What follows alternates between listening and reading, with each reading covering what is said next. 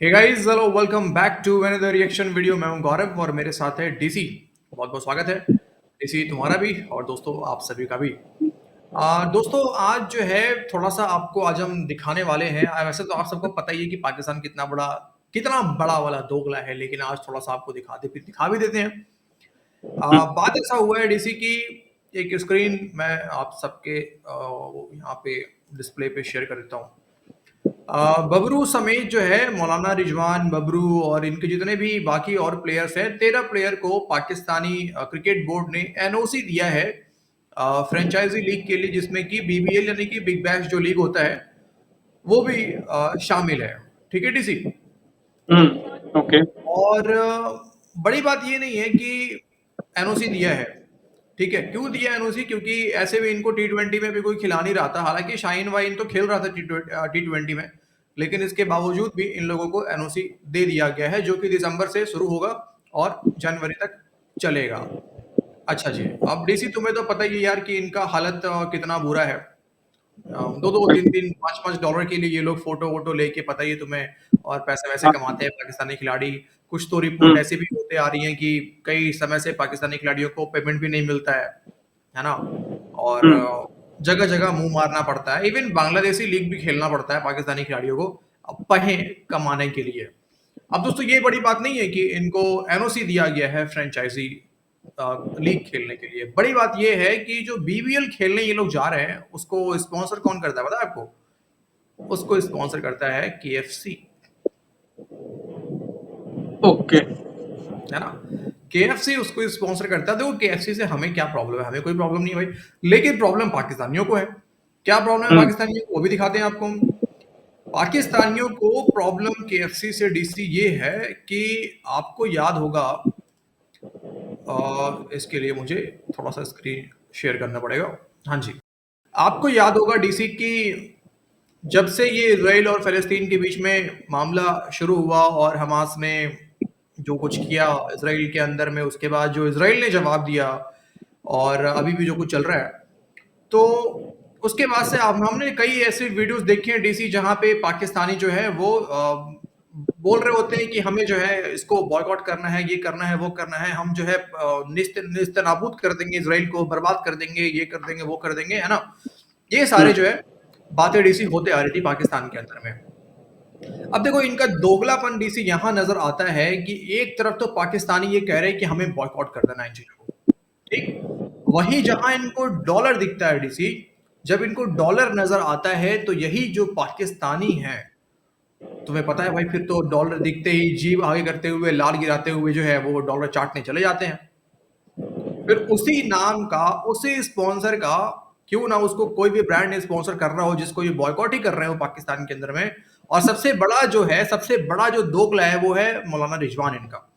वो तो अगर कोई प्रेस कॉन्फ्रेंस कर रहा होता है, तो अगर कोई बॉटल होता है पानी वाला या फिर कोई भी ब्रांड का होता हो, तो रैपर हटा देता है। नहीं नहीं, ये नहीं दिखेगा, ये नहीं दिखेगा जी, ये नहीं दिखना चाहिए।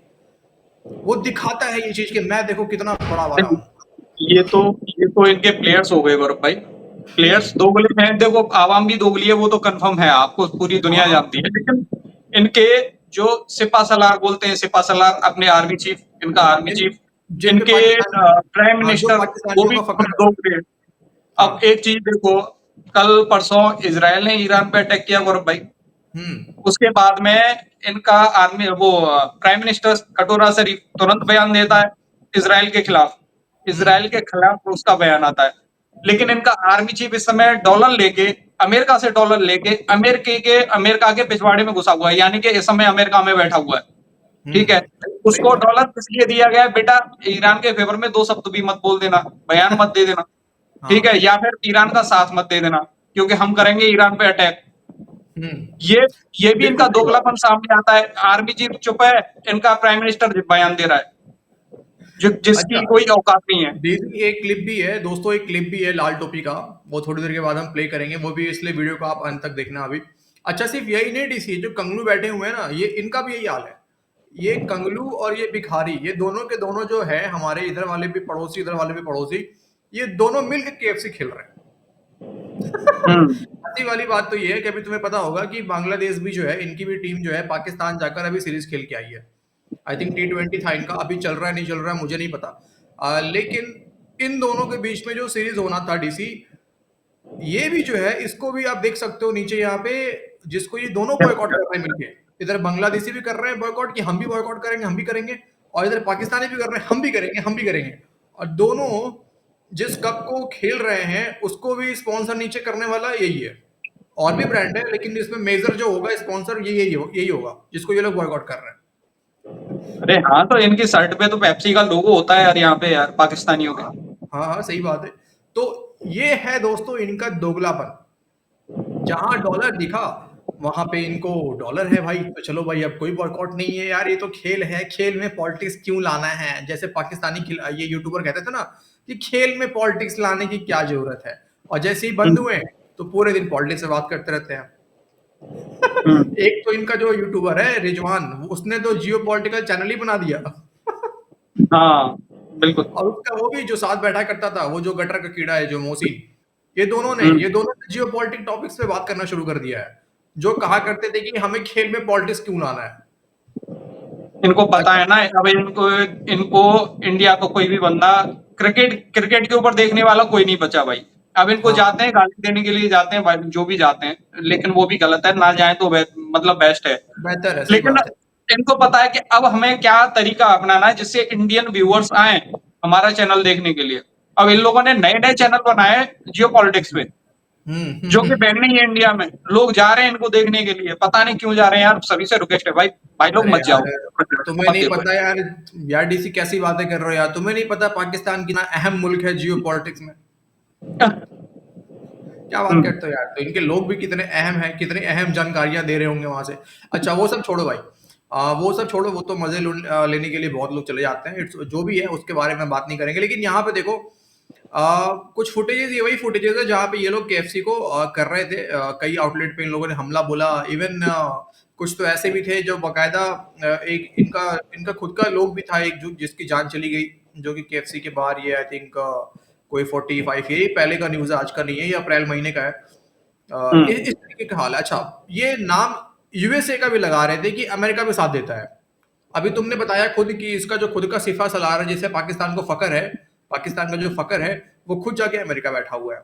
अब इनकी बोलती बंद है, अब इनकी बोलती पूरी तरीके से बंद है भाई साहब, क्योंकि डॉलर लाएगा वहां से यार, हमारे आर्मी चीफ गए हैं वहां से, डॉलर लेके आएंगे हमारे लिए, हमारा पेट चलेगा। लेकिन इनका पेट नहीं चलेगा, पेट तो भरेगा आर्मी चीफ का इनका, बाहर के मुल्कों में प्रॉपर्टीज बनेगा।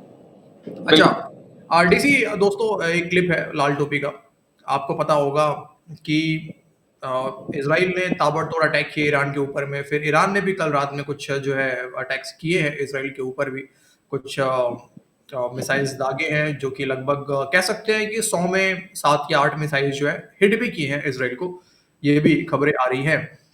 उसके ऊपर एक लाल टोपी का क्लिप है डीसी, वो थोड़ा सा मैं चाहता हूँ कि अपने लोगों को एक बार जरा मैं दिखाऊं ताकि थोड़ा सा एंटरटेनमेंट जो है वो और ज्यादा बढ़ जाए सर।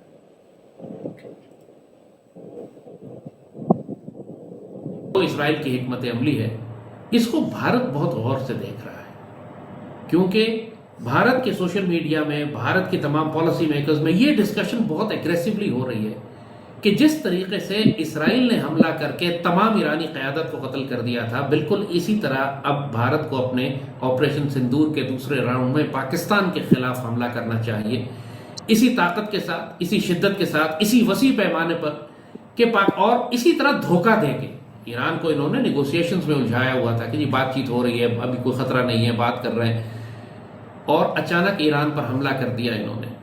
ईरान के गार्ड्स डाउन थे, यानी ये हैरानी की बात है कि उनकी तमाम अस्करी और एटमी क़यादत अपने अपने घरों में सो रही थी और अपने घरों में मारे गए, सारे एक ही जगह मारे गए।